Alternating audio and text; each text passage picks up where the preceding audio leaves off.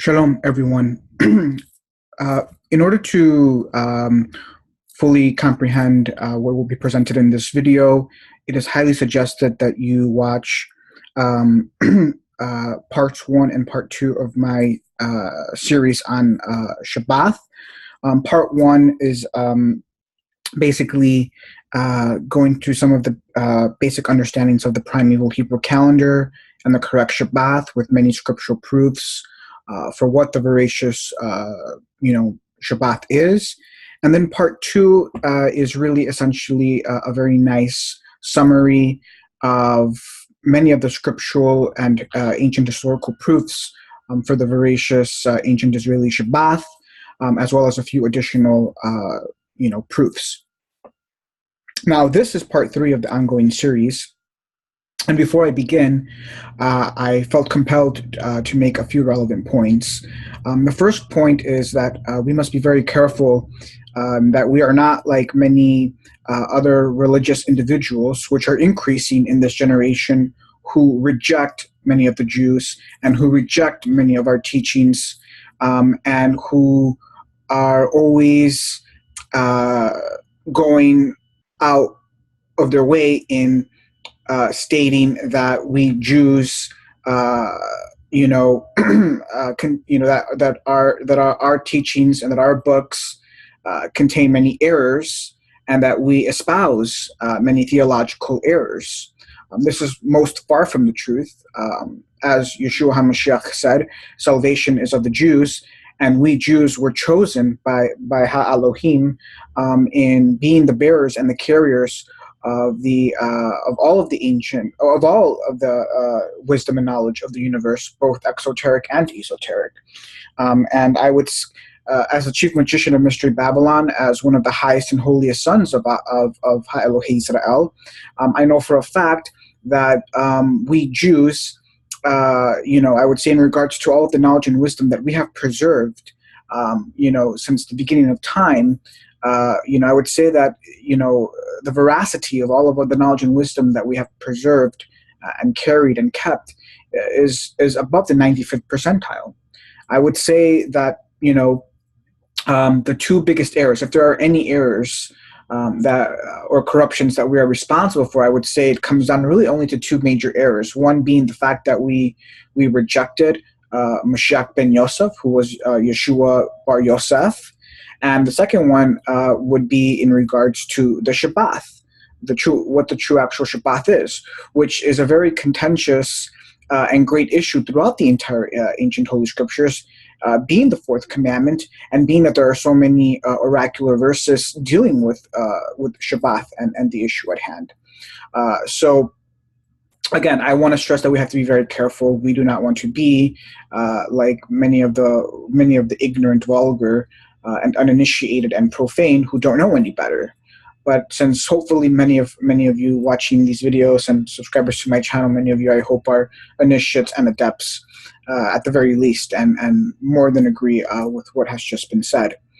And now the second relevant point is essentially that I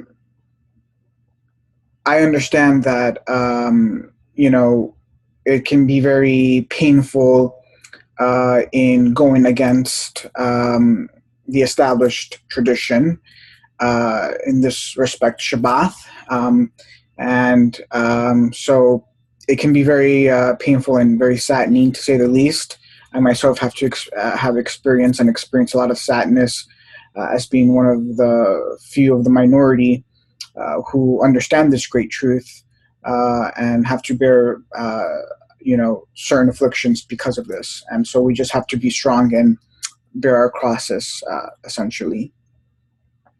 So with that said, we can then proceed with the first slide here, which is basically a very brief review of why the Lunar Shabbath is indeed veracious, right? The first great main point is that many secular objective scholars have all stated with high certainty that the ancient Hebrew Shabbath was based on the moon. And there, for the past 1,000 years or so, there have been many secular objective scholars that have written in academic journals and treatises and books stating this. And these are secular objective scholars without any theological bias. And so that's very relevant in context and to understand. We also have many of the ancients on records in agreement with this, vis-a-vis Yeshua ben Sirach, Philon Judaeus, Peter via St. Clement of Alexandria. So we have many ancient sources going back to the Second Temple period, or very near to the Second Temple period, that all explicitly or implicitly state that Shabbath is a function of the moon. And we also have ancient texts that also explicitly state this, vis-a-vis the Zohar and even the Talmudim, if you can understand that. Now, it has to be understood that with respect to the Talmudim, they were originally written in Aramaic, and for the most part, there is no Monday or Tuesday or Wednesday that exists in these ancient Aramaic texts. As the Talmud states, in Tractate Sukkah, Israel counts by the moon, and just as the days are given in terms of numbers in the Torah, so they are given in terms of numbers in the Talmudim for the most part. You have day 1, day 2, and day 3, and day 5.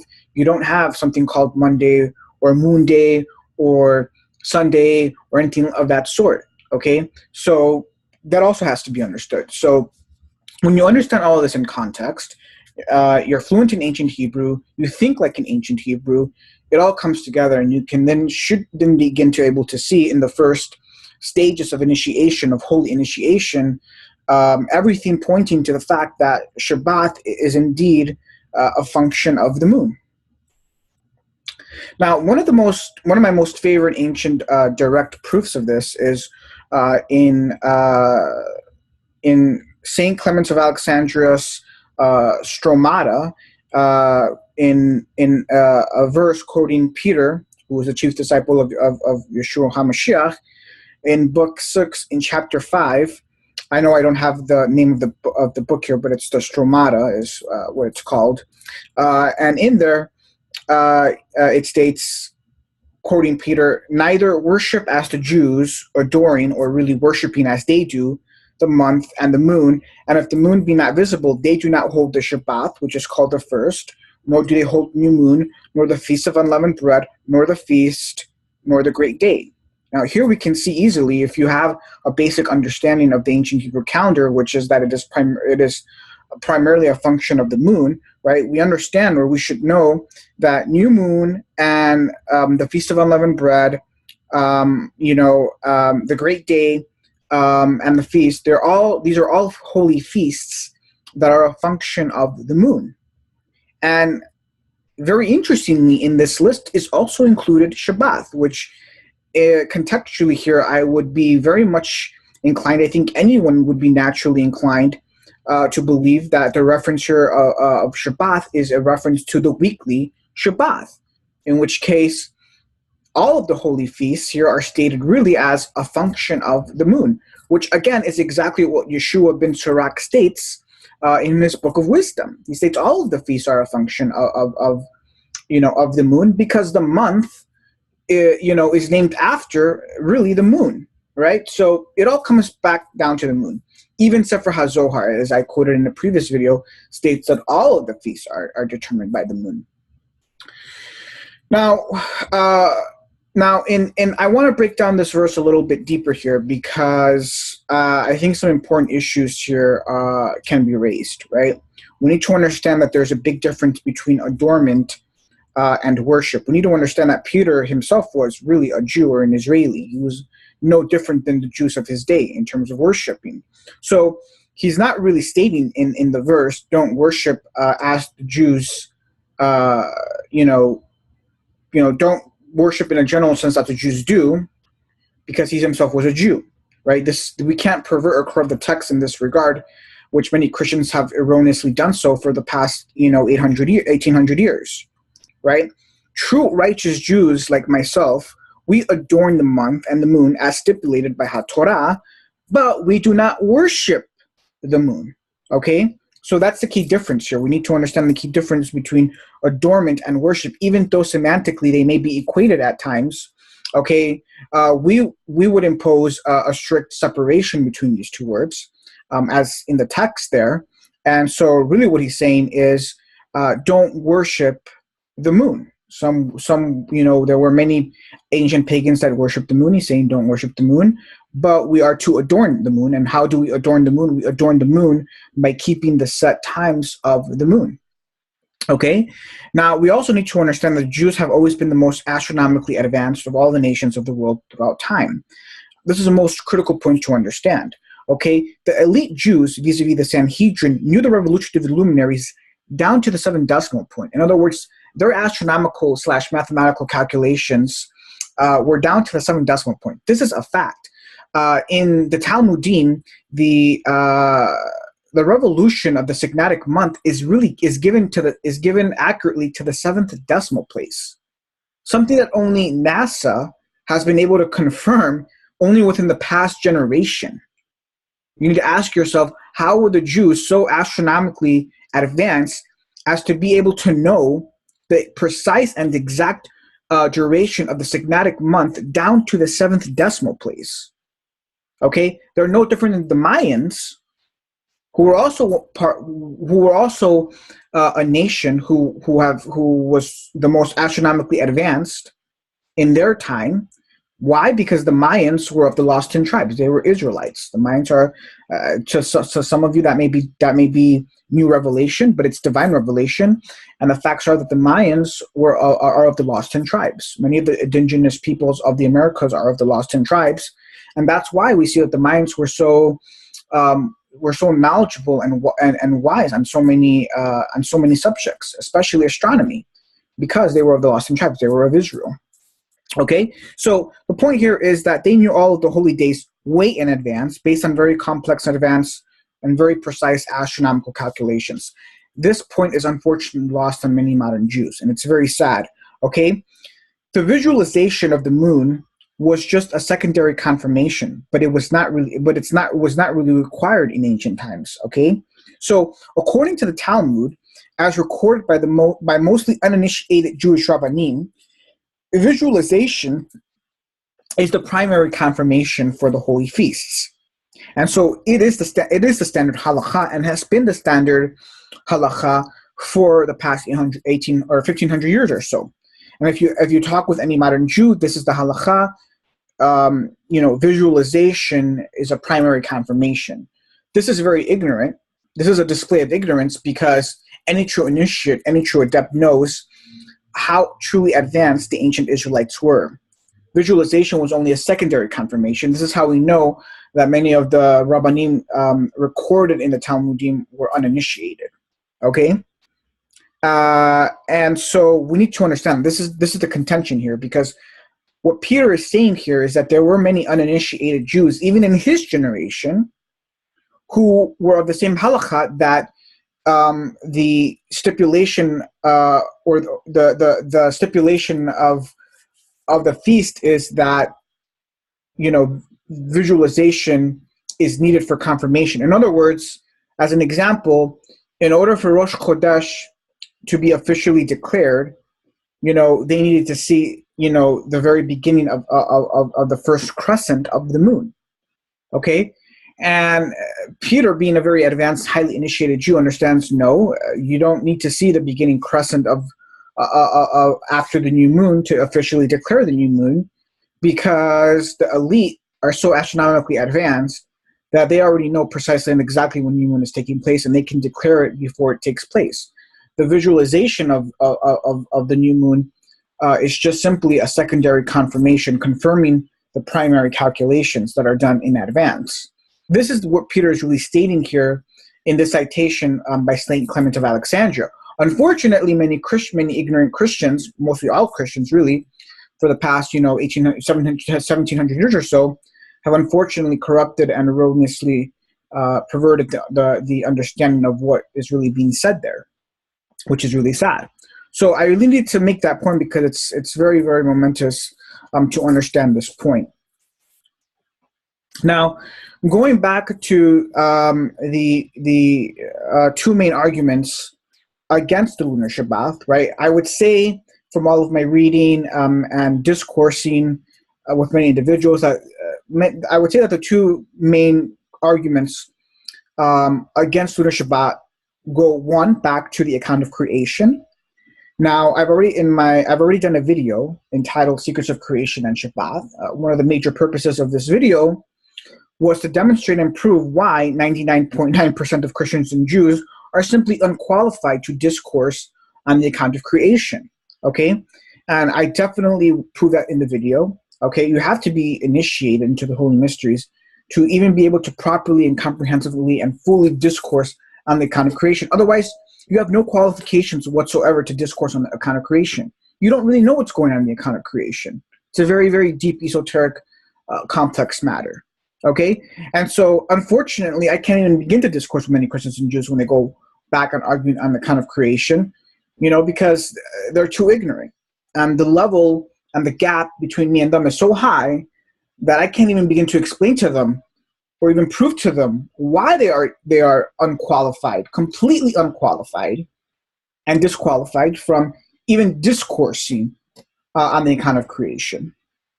So go see my video, Secrets of Creation and Shabbath, if you want to fully understand this matter more deeply. Now, the second main argument goes in speaking on Shabuoth. Okay?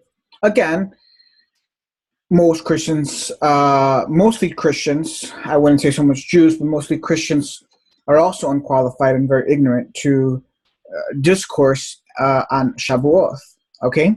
And we'll see here shortly why. Now, as I keep on repeating, all feasts are a function of the moon, and this just cannot be stressed or emphasized enough. Now, the issue of Shabbath currently is really one of cardinal origin, right? Is the cardinal origin the inception of creation, or is it Rosh Chodesh, right? We Lunar Shabbatarians are basically arguing that the cardinal origin of Shabbat is Rosh Chodesh, whereas many of the Jews and Christians are basically arguing from the standpoint that the cardinal origin is the beginning of creation. Okay, so that's really the issue at hand here. If we really put it into perspective. Now, another important thing to state is that Shabuoth is a function of the moon. That is, when I'm strongly emphasizing that all feasts are a function of the moon, I truly mean all feasts, and that definitely includes Shabuoth. And this case in point goes to demonstrate the immense ignorance of so many Christians and even Messianic Jews, because certain aspects of Shabuoth just seem to go over their head. They are so fixated on the fact that Shabuoth is a 50-day count, that you have to count 50 days. But again, Shabuoth has a cardinal origin. The cardinal origin is Abib 15th. The counting of the Omer for Shabuoth is 1 day after the full moon, which is Abib 16. So this is just another proof that even Shabuoth is a function of the moon. Like I keep on repeating and emphasizing, all of the holy feasts are a function of the moon. And even though many ignorant religious individuals may have missed this point that Shabuoth is a function of the moon, indeed it is a function of the moon, as I have just proven here. So please understand that. Now, regarding the Feast of the Sheaf, we read in Sefer Vayikra, in chapter 23, verse 11, it states, "He shall wave the gomer, or the sheaf, before Adonai, and the day after Shabbath, the Kohen shall wave it." So if we analyze this verse, right, we need to ask the question, what is the day after Shabbath, right? It states here that on the day after the Shabbath, the Kohen shall wave the gomer. So which Shabbath is he referring to here, is the question. Well, we read in a treatise of Philo-Judaeus entitled The Special Laws, in part 2, in line 162, he states, "But within this feast," that is the feast of Matzvoth, or unleavened bread, "there is another feast following directly after the first day of it, the first feast." So here, Philo-Judaeus tells us that the feast of the Gomer is the day after the first day of Chag Shabuoth. So he's telling you explicitly here that it's Abib 16. Okay? Now, if we read the Septuagint's translation of Sefer Vayikra, chapter 23, verse 11, it states, "He shall wave the gomer before Adonai, and the day after the first day the Kohen shall wave it." Contextually here, the reference is to the first day of Chag Matzvot. So the Septuagint confirms Tilo understanding. But Flavius Josephus and the Talmudim concur. All of our ancient sources explicitly tell us that the feast of the Gomer is Abib 16, one day after Abib 15, which is the full moon. All proving to you that the feast of the Gomer and Shabuoth are all a function of the moon.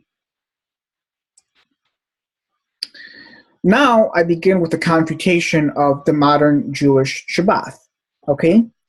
Now, we read in Sefer Vayikra in chapter 23, verse 15, it states, "And you shall count for yourselves from the day after Shabbath, 7 Shabbats shall be completed."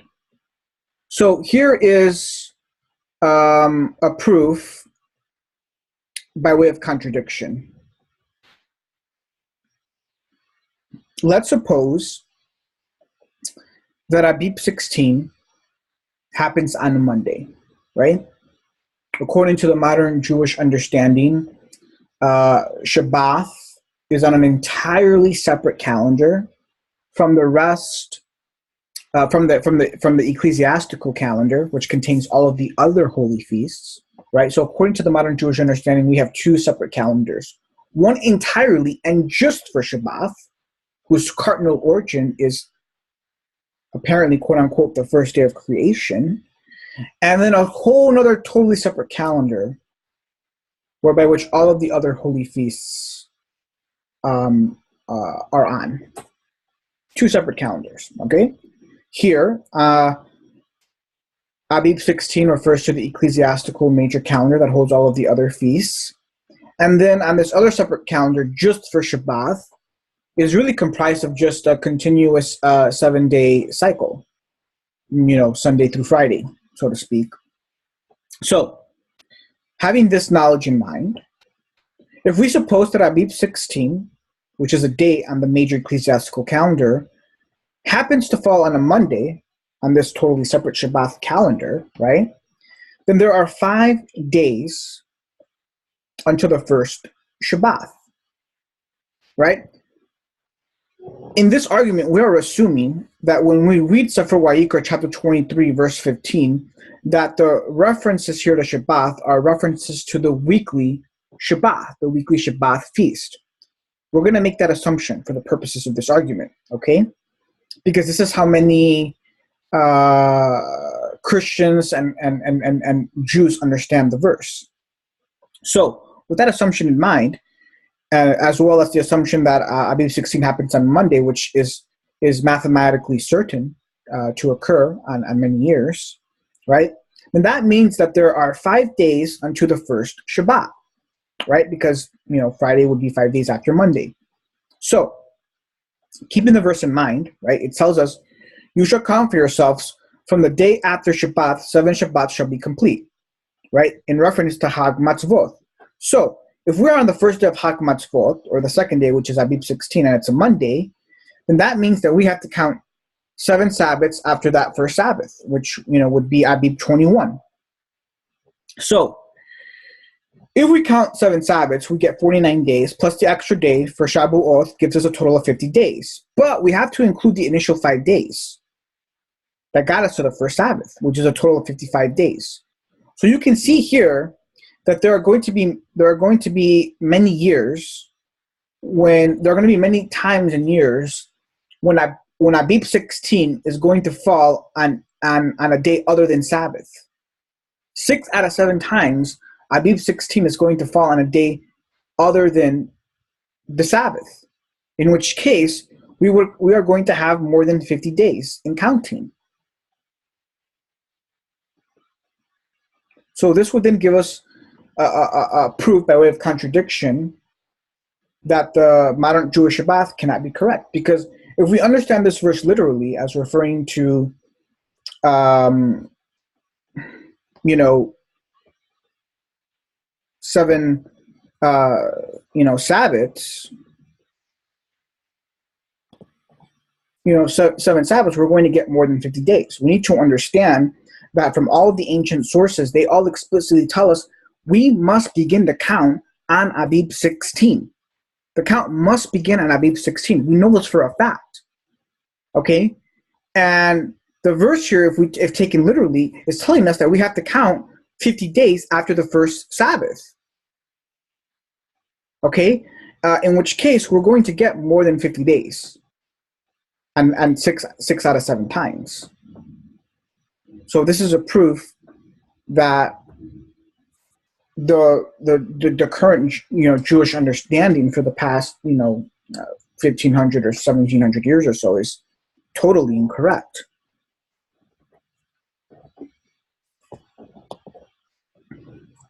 Now we also need to understand, as I'm always constantly emphasizing and repeating in almost all of my videos, that there are at least 7 levels of meaning to every single word.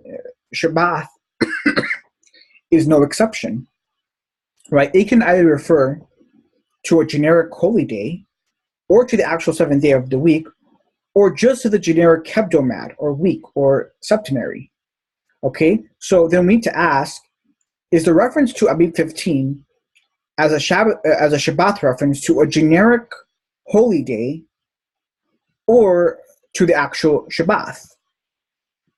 Okay, well, the only way that you can get a 50-day count by counting 7 Shabbats from Abib 16 is if Abib 15 is a weekly Shabbat.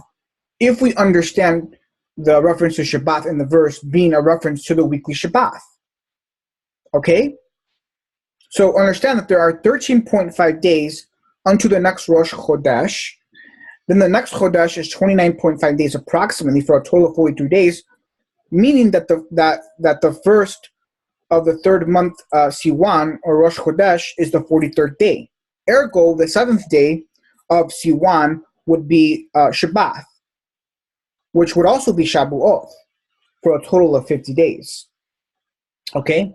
So, again, the point here is we need to ask ourselves now, being initiates and adepts and very advanced in our understandings of the Torah and of ancient Hebrew, right?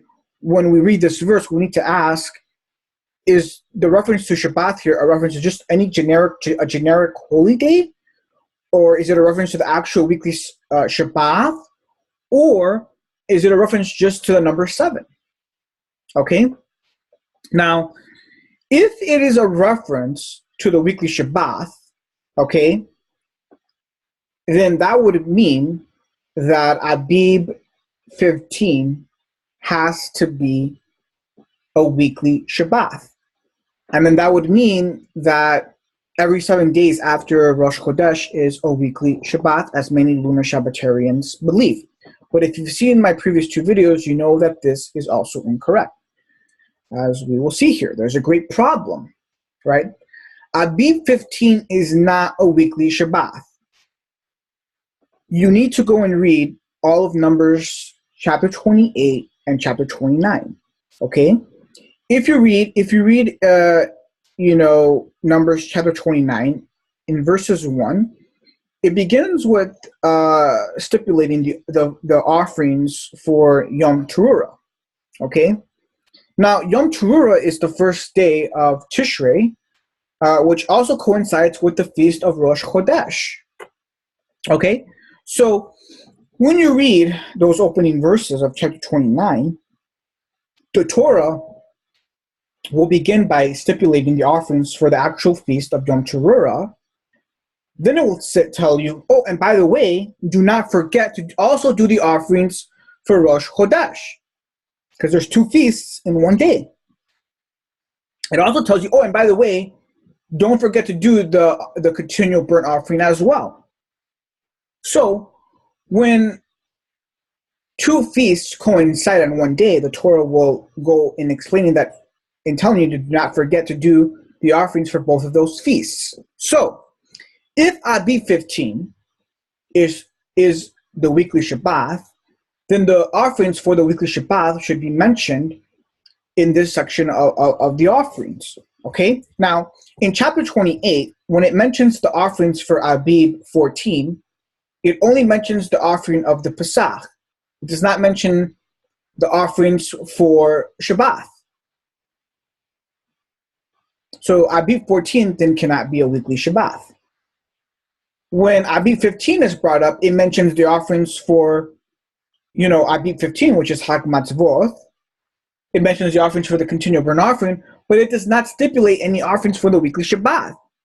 If Abib 15 is a weekly Shabbath, then the Shabbat offerings should be stipulated on Abib 15. It should say, on Abib 15, you do the offerings for Hag Matzvoth.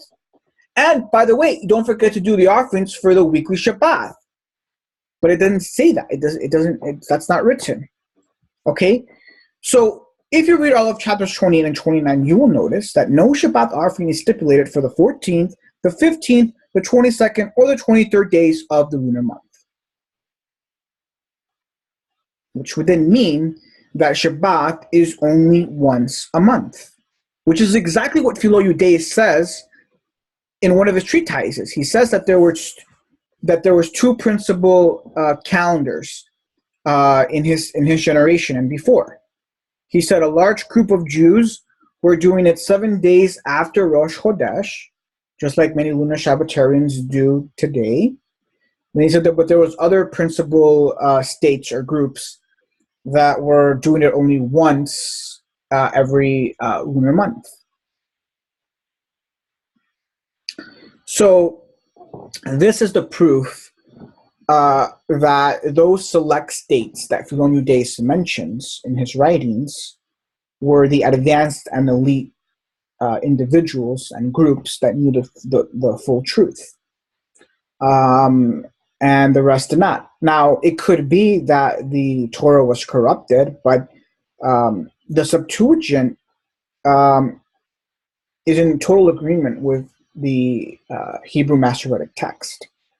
You won't find any major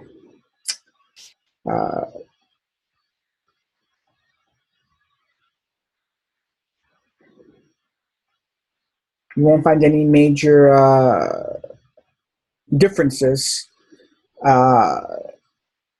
between the different texts of the Torah, right? So, as far as my knowledge is concerned, I cannot find any proof of any corruption, of these two chapters in the Torah. So, with that said, these are really very explicit, direct proofs that Shabbat is only once a month on the seventh day, which is exactly what the Torah says. It says that Shabbat is the seventh day. It doesn't say it's every seventh day, it just says it's the seventh day.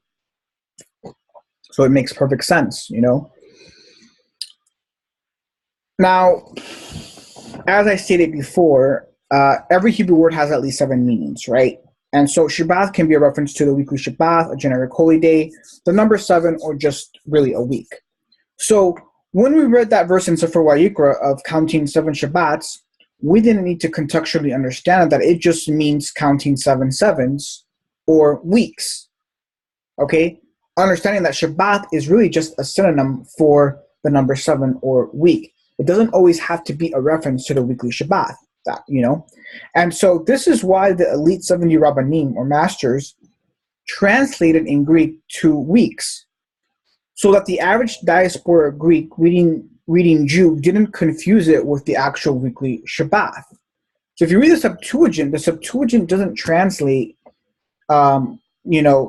the word there, Shabbats, counting 7 Shabbats, as actually Shabbats, but it actually translates as weeks. Understanding that contextually, the more correct translation or meaning of the word would be weeks or the number 7.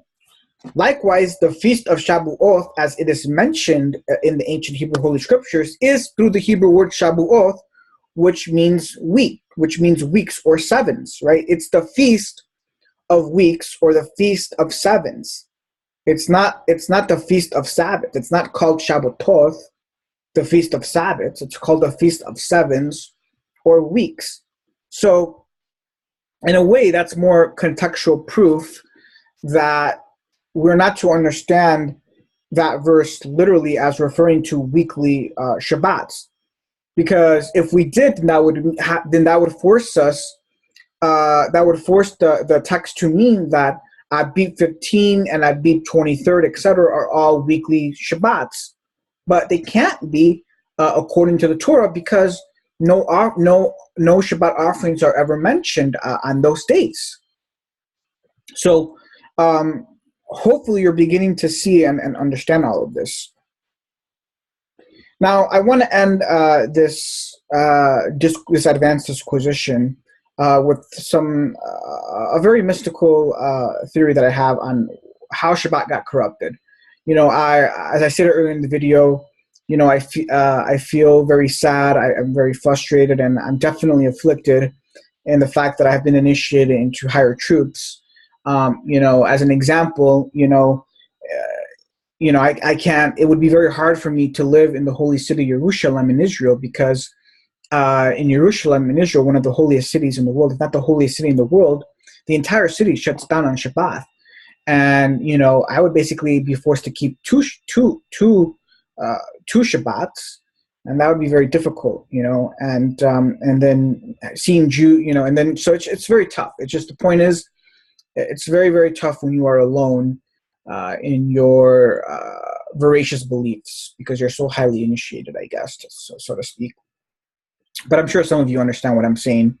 But I've also struggled with the fact that, knowing that we Jews have preserved, over, 99% of all knowledge and wisdom of the universe, and how we're pretty much correct on almost everything, so to speak, right? It's very hard to imagine as to how we Jews would have corrupted or perverted, the Sabbath.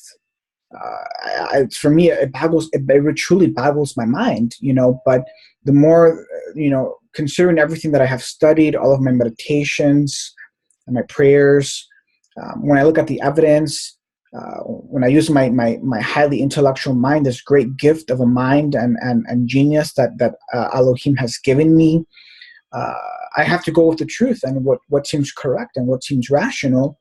And it's very, very hard, as a very bright, wise, intellectual individual that I am, to be able to believe or see the modern Jewish Sabbath being correct. But at the same time, it boggles my mind as to how this could have gotten corrupted. But at the same time, I also understand how how so many Jews rejected Mashiach ben Yosef. Amongst them, many of them who were holy and very wise at that. So it can happen, and understanding that, it then gives me a little bit more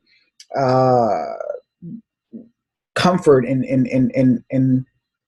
being able to believe and understand that even the Shabbat could have been corrupted and perverted in the same manner that so many Jews, some of them who were even holy and wise, were rejected, Mashiach ben Yosef, and couldn't see him for who he was. So basically, my understanding is that, when you are initiated as deeply as I am, right, you will understand that Shekhinah is essentially Shabbath, which is the seventh emanation from the hidden head of three. So we have this very mystical Kabbalistic equation between Shekhinah and Shabbath and the number 7, because she is the seventh emanation of the lower seven Sefirot. And we also need to, you would also understand that Mashiach ben Yosef is the son of the Shabbath, or Shekhinah. And then having also the additional understanding how so many Jews and Christians have forgotten all about the Divine Mother, who is Shabbath or Shekhinah. Right? You have to understand that as a result of this, there are extraordinarily mighty spiritual ramifications for this.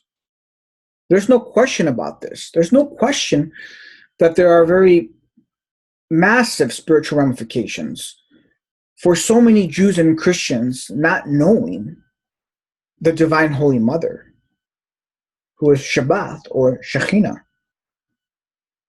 And then on top of that, also the fact that so many Jews don't fully comprehend the Mashiach and have rejected Mashiach ben Yosef, right? And so when you put it all together, when you put all of this, understanding together, right, there's massive spiritual ramifications for this. And I truly believe that when you have so many Jews and so many Christians for the past 1800 years who have lost sight of the Holy Mother, who don't even know of the existence of our Holy Mother, who have no relationship with her, no conception of her, okay, coupled with the fact that so many Jews and Christians don't understand, Mashiach, so many Jews who rejected Mashiach ben Yosef, right? And then understanding this powerful equation and juxtaposition of Shabbath and Mashiach, right? This would then link to the spiritual ramifications of not just this great forgottens of our Holy Mother Shabbath or Shekhinah, but Shabbath, right? If so many Jews and so many Christians have no conception of the divine feminine, have no relationship with the divine feminine, right? Who is not just Shekhinah, but really Shabbath, then that would also have to mean that they would have no conception of Shabbath, the real true Shabbath. What is the real true Shabbath? Who is the real true Shabbath? Well, as I've told you, Shabbath has many meanings. Yes, on the literal level, it's a reference to the holy feast of the weekly Shabbath. But it also signifies the number 7, which is a divine archetype, which is the divine feminine. They are inexorably linked. And so how can you have a conception and understanding of the true Shabbath, the true weekly feast of Shabbath, when you have no true conception or relationship with the divine feminine, who is Shabbath? And yet, if you are initiated as highly as I am into the holy mysteries, and you have mastered all of our ancient esoteric texts, then you fully understand the holy saints that wrote those texts. And we are all on the same page, that the moon, who also represents Shabbath or Shekhinah, is Shabbath, and Shabbath is a function of the moon. Because in the Kabbalah, when you get when you go as deep as the divine well goes, and I have gone as deep as it goes, that's when you begin to see this trilateral equation, this trilateral singularity of Shekhinah, Shabbath, and the moon, all falling under the banner of the number 7, which is the divine feminine. So I can only hope that you can fully understand and comprehend what I have just stated, because I truly believe that it is spiritually very, very, very powerful. So with that said, Shalom, Amen.